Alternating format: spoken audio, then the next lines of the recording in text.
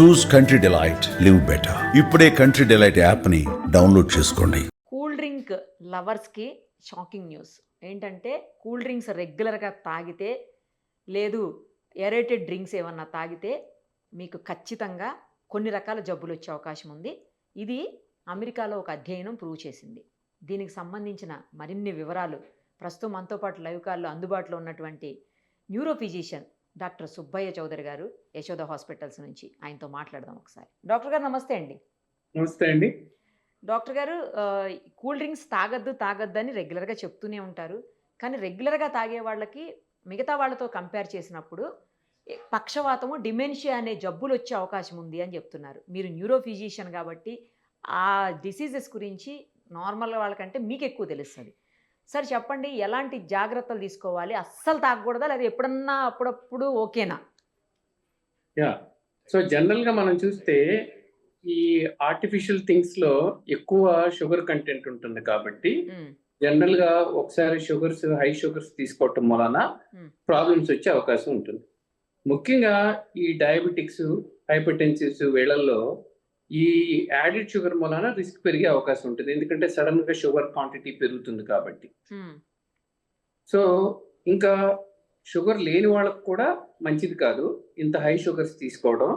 Especially చిన్న పిల్లలప్పటి నుంచి కూడా దీని మీద ఎఫెక్ట్స్ పడే అవకాశం ఉంటుంది. అంటే పెద్దవాళ్ళు అయిన తర్వాత ఎఫెక్ట్స్ పడతాం అనేం కాదు, చిన్నవాళ్ళలో కూడా, చిన్నపిల్లల్లో కూడా దీని వలన ప్రభావం చూపే అవకాశం ఉంటుంది బ్రెయిన్ మీద. సో ఇప్పుడు షుగరు, బీపీ, అడ్వాన్స్ స్టేజ్ వాళ్ళకి ఇంకా రిస్క్ ఎక్కువ ఉంటుంది. సో దీని వలన ఏమవుతుందంటే కనుక బాడీలో జనరల్ గా జరిగే మెటబాలిజం డిస్టర్బ్ అవుతుంది. ఓకే. సో ఈ డిస్టర్బ్ అవటం వలన వీళ్ళకి షుగర్ లెవెల్స్ డిస్టర్బ్ అవటం, అలాగే సడన్ గా కొన్ని ఈ ఆర్టిఫిషియల్ స్వీట్నర్స్ వాడినా కూడా కొన్నిసార్లు ఈ ప్రభావం చూపే అవకాశం ఉంటుందన్నమాట. సో వెయిట్ గెయిన్ అవటం, ఎక్కువ షుగర్స్ తీసుకోవటం వలన, షుగర్స్ కంట్రోల్ లేకపోవటం, వీటి వలన మామూలు మెటబాలిజం డిస్టర్బ్ అయ్యి వీళ్ళకి ఈ స్ట్రోక్స్ లాంటివి వచ్చే అవకాశం ఉంటుంది. అలాగే ఈ ఆక్సిడేటివ్ స్ట్రెస్ మామూలుగా అయితే కనుక బాడీలో కొన్ని ప్రొడ్యూస్ అయినవి ఇమ్మీడియట్గా తొలగించబడుతూ ఉంటాయి న్యాచురల్గా.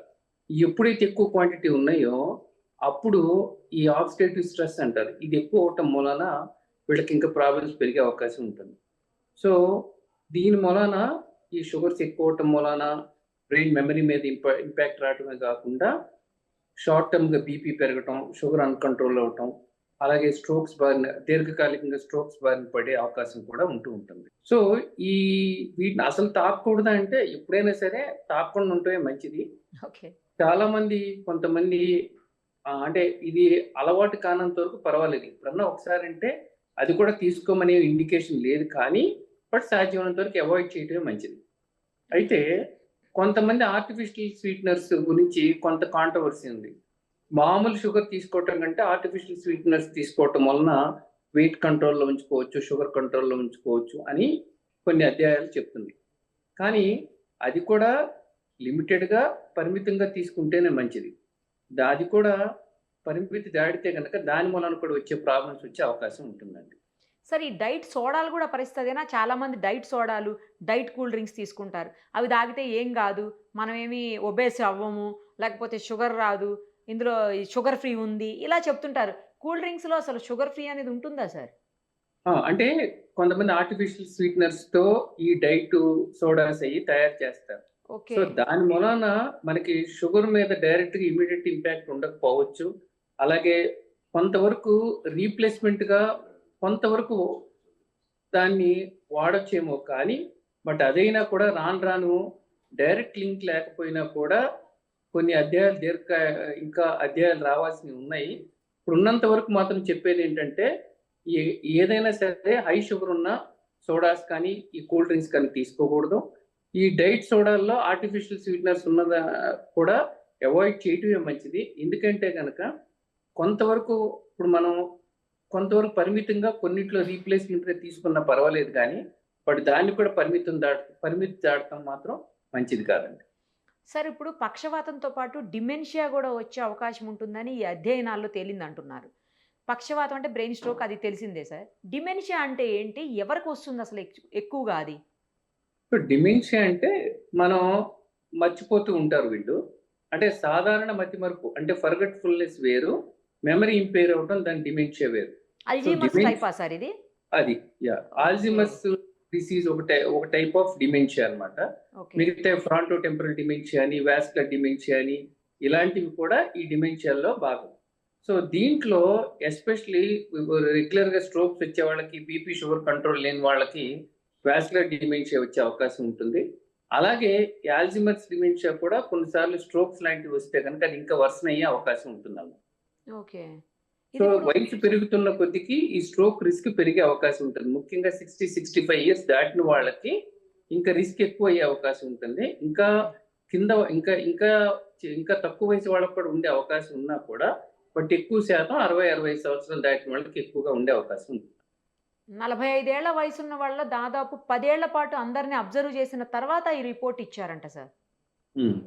సో అందుకని ఇప్పుడు ఈ వీళ్ళ స్టడీస్ ప్రకారంగా డైరెక్ట్ లింక్ లేకపోయినా కూడా ఇండైరెక్ట్ గా అంటే వెయిట్ గెయిన్ అవటం, షుగర్ లెవెల్స్ పెరగటం, మిగతా మెటబాలిజం డిస్టర్బ్ అవటం వలన ఈ ఈ ఈ ప్రాబ్లమ్స్ వచ్చే అవకాశం ఉంటుంది. అంటే ఉదాహరణ స్ట్రోక్స్ కానీ లేకపోతే మతిమరుపు కానీ వచ్చే అవకాశాలు ఉన్నాయని వాళ్ళు కనుక్కున్నారు.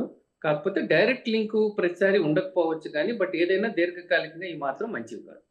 అంటే మామూలు వాళ్ళకంటే మూడింతలు రిస్క్ ఎక్కువ వీళ్ళలో అనేది దాని సారాంశం సార్. అందుకనే ఎప్పుడైనా సరే ఏదైనా కూడా పరిమితంగా ఉండటమే మంచిది. ఇంకా రెగ్యులర్ ఎక్సర్సైజ్ చేసుకోవటం, ఇంకా బెటర్ ఆరోగ్యకరమైన ఆహారం తీసుకోవటంలోనే ఎప్పుడైనా సరే సేఫ్టీ ఎక్కువ ఉంటుంది. సార్ ఇప్పుడు పెద్దవాళ్ళలోనే ఇలాంటి ఇష్యూస్ ఉన్నాయంటే చిన్న పిల్లలు కూడా చాలా మంది కూల్ డ్రింక్స్ రెగ్యులర్‌గా తాగుతూ ఉంటారు.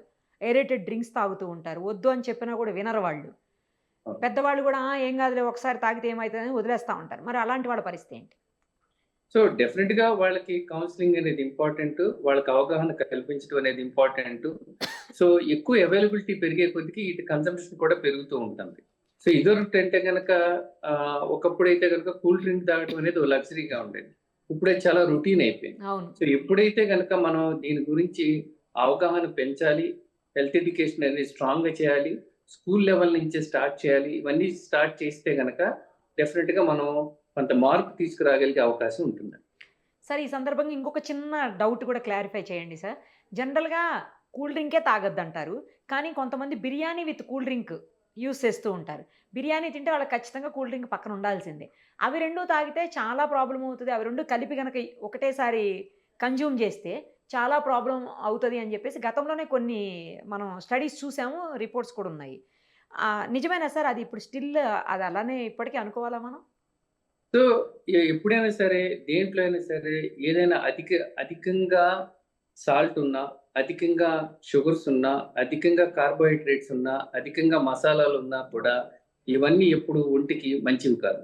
సో ఇప్పుడు మనం వీటిలో ఒక బిర్యానీ తీసుకుంటే ఎక్కువ మసాలా ఉంటుంది, ఆయిల్ ఎక్కువ ఉంటుంది, తర్వాత రెడ్ మీట్ కూడా ఉంటే ఇంకెక్కువ రిస్క్ ఉంటుంది. అలాగే కూల్ డ్రింక్స్ తీసుకుంటే దాంట్లో హై షుగర్, హై క్యాలరీస్ ఉంటాయి. డెఫినెట్ గా ఇన్ని కాంబినేషన్లో ప్రాబ్లమ్స్ వచ్చే అవకాశం ఎక్కువగా ఉంటుందన్నమాట.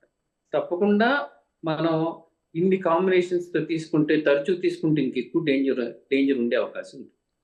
సో ఇలాంటి కూల్ డ్రింక్స్‌కి, ఏరేటెడ్ డ్రింక్స్ అన్నిటికి కూడా దూరంగా ఉండాలి. తప్పకుండా దూరంగా ఉండాలి. ఎందుకంటే కనుక దీని గురించి సరైన అవగాహన కూడా కలగాలి అందరికీ. Correct sir. సో దాన్ని ఎంతవరకు మనం స్కూల్ లెవెల్ నుంచి స్టార్ట్ చేసి పిల్లలకి హెల్త్ ఎడ్యుకేషన్ చేస్తే కనుక వీటన్నిటిని మార్పులు తీసుకొచ్చే అవకాశం ఉంటుంది. సార్ ఈ సందర్భంగా ఇంకొక విషయం కూడా చెప్పండి. కొన్ని ఇవి ఉంటాయి, ఏమంటారు, హెల్త్ డ్రింక్స్ అంటుంటాము. లేకపోతే స్పోర్ట్స్ డ్రింక్స్ అంటుంటాము. వాటిని కూడా ఎక్కువగా తీసుకోవటం మంచిది కాదు అని విన్నాను నేను. కానీ స్పోర్ట్స్ పర్సన్స్ రెగ్యులర్‌గా కన్జ్యూమ్ చేస్తూ ఉంటారు వాటిని. చిన్న పిల్లలైతే అస్సలు తీసుకోవద్దు అని అంటారు. నిజమేనా సార్ అది కూడా? తప్పకుండా ఈ డ్రింక్స్ లో ఉన్న కంటెంట్స్ ఏంటో చూసుకోవటం చాలా అవసరం.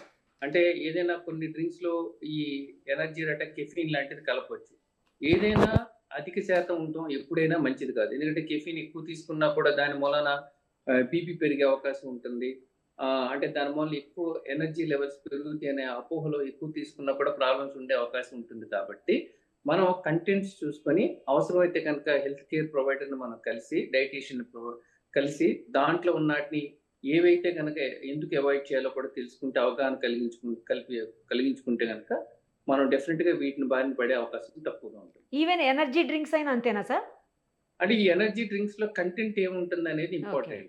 ఓకే. సో కంటెంట్ ని బట్టి మనం మాట్లాడాలి, కానీ ఇన్ జనరల్ గా చెప్పడం కంటే కూడా ఏదైనా కూడా న్యాచురల్ ఫుడ్స్ కాకుండా పక్కకి డీవియేట్ అయ్యి వేరే తీసుకుంటున్నప్పుడు దాంట్లో ఉన్న ప్రతి కంటెంట్ ని మనం డైటీషియన్ తో డిస్కస్ చేసి అది ఎంతవరకు అవసరమో అది చేయాలి. కొంతమందికి ఇప్పుడు ఇప్పుడు ఉదాహరణకు ఆర్టిఫిషియల్ స్వీట్నర్ ఎప్పుడు అయినా తీసుకుంటే పర్వాలా, కానీ కొన్ని జబ్బులు ఆల్రెడీ ఇన్హెరెంట్ గా ఉంటుంది, ఫినైల్ కిటోనూరియా అనేది, వాళ్ళకి యాస్పర్టేట్ అనేది తీసుకోవటం మంచిది కాదు. సో అందుకని బ్రాడర్ సెన్స్ లో చెప్పాలంటే కనుక మనం తినే ప్రతిదాన్ని దాన్ని చూసుకొని ప్రాబ్లంకి ఏమన్నా దానికి ఉండే దుష్పరిణామాలు కూడా డిస్కస్ చేసుకుని దాన్ని బట్టి తీసుకోవటమే ఎప్పుడైనా మంచిది. అంతేగాని గ్రాస్ గా ఇది వద్దు అని చెప్పడం అంటే డెఫినెట్ గా ఒకటి చెప్పొచ్చు, అధిక శాతం ఉప్పు తినకూడదు, అధిక శాతం షుగర్ తినకూడదు, అంటే హెల్తీ ఇండివిజువల్స్ కూడా అది మంచిది కాదు. ఓకే. ఓకే. ఏది ఏమైనా అతి సర్వత్రా వర్జేయత్, అంతే sir. Thank you sir. Thank you so much.